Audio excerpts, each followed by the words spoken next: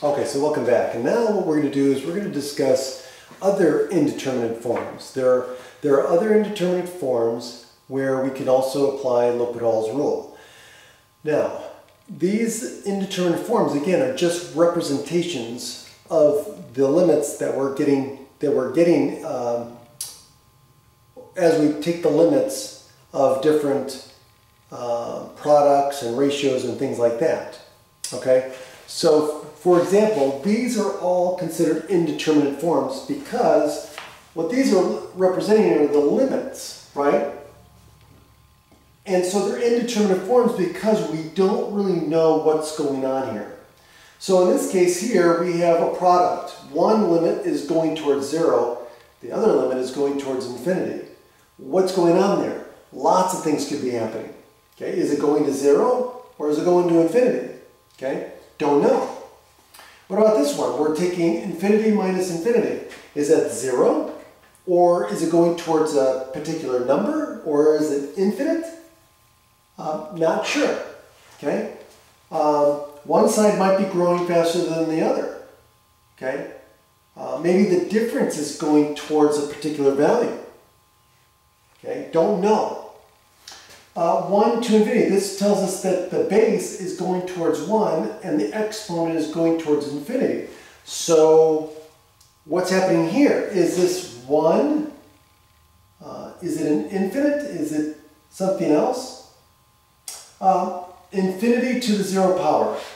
Well, now again, remember, this is just an expression of limits. So this is saying the limit of this one is going towards infinity. The limit of the exponent is going towards 0. So again, it's not clear what's going on here. Okay, and then of course, 0 to 0 power, where the base is going towards 0 and the exponent, the limit of the exponent is going towards 0. So we're not sure. Okay? So in all of these cases, we can apply L'Hopital's rule. Now, the key to this, though, is whenever we get these indeterminate forms, we want to rewrite the expression so that we're either dealing with infinity over infinity or 0 over 0. Okay? We know we can do L'Hopital's rule for either one of these. So the key is being able to rewrite limits that give us one of these indeterminate forms to rewrite it so it gives us one of these two. Okay? So let's do this example here.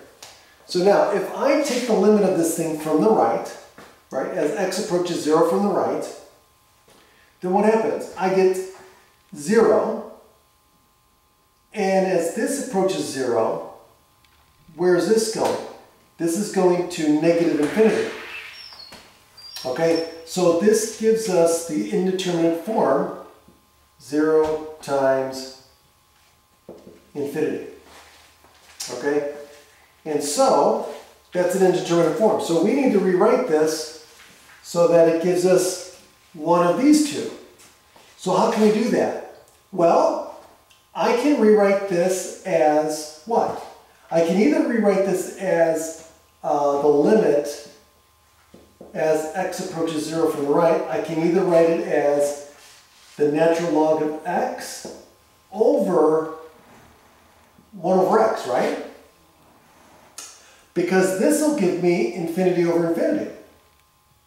Or I could put this one in the denominator. I could write this as the limit as x approaches 0 from the right of x over 1 over the natural log of x. And this would give me 0 over 0. So again, it doesn't matter which way you go. One might seem easier than the other. Okay? So let's do this one, because this one seems easier. Okay? So now that we've got infinity over infinity as our indeterminate form, now I can use L'Hopital's rule. And by applying L'Hopital's rule, then I know the limit as x approaches 0 from the right of the derivative of the top of the bottom. So what's the derivative of the top? Well, that's going to be 1 over x. and the derivative of the bottom is going to be negative 1 over x squared. Well, look what happens here. This reduces, this simplifies to the limit as x approaches 0 from the right of what? Well, I can multiply by the reciprocal of the bottom and write this as negative x. And so what happens to this as x approaches 0 from the right? It is 0. And so the limit of the original product is 0. It's that easy. Have a great day.